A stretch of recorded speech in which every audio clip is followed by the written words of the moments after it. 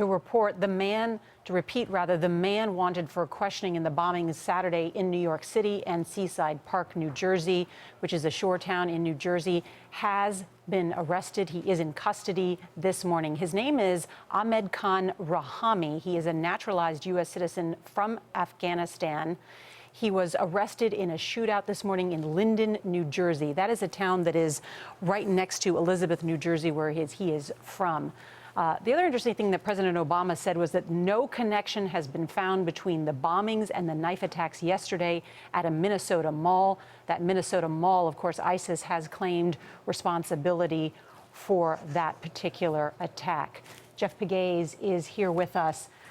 You heard the president. He praised law enforcement. They've acted quickly. Now this man is in custody. Well, as you know, they sent out this alert via cell phones and put out this picture of this man that they wanted about 3 hours ago, and now he's in custody. So yes, they've been very quick to round him up and put him in custody. Now we're hearing that there may have been a tip involved here from someone who perhaps may have seen this wanted poster out there, but it may have been a tip that led to his arrest. I think the next big question that many people have is what else is out there?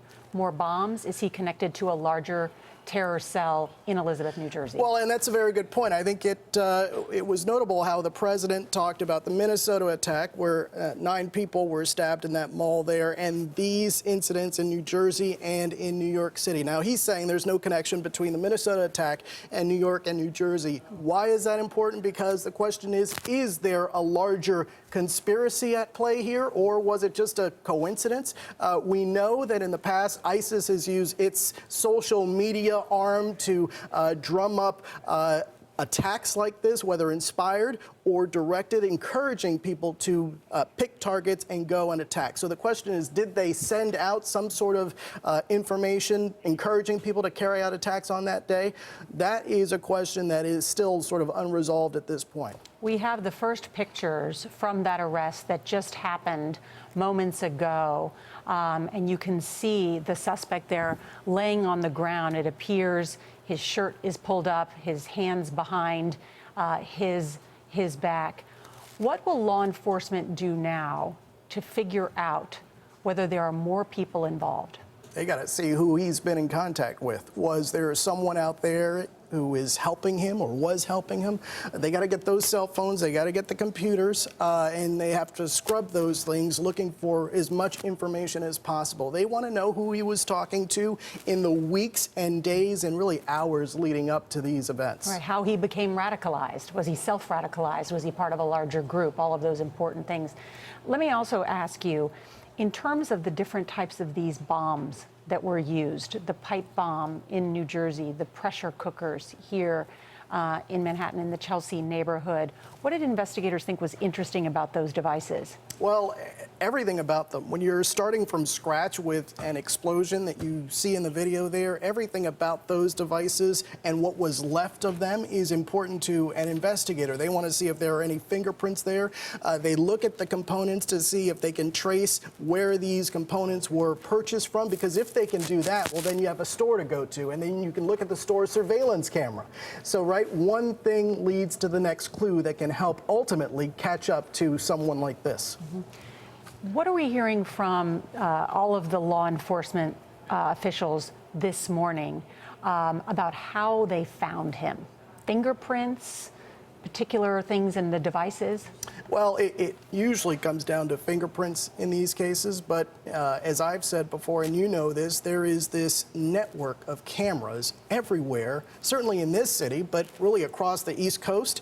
And so you look at the surveillance images that we've seen from the explosion, you look at the surveillance video from stores nearby, you canvass neighborhoods. So all of these things help investigators get the information they need to provide the public with a picture. And then that old theory of if you see something, say something comes into play, where they need the public's help to get as much information as possible as they race to track this person down.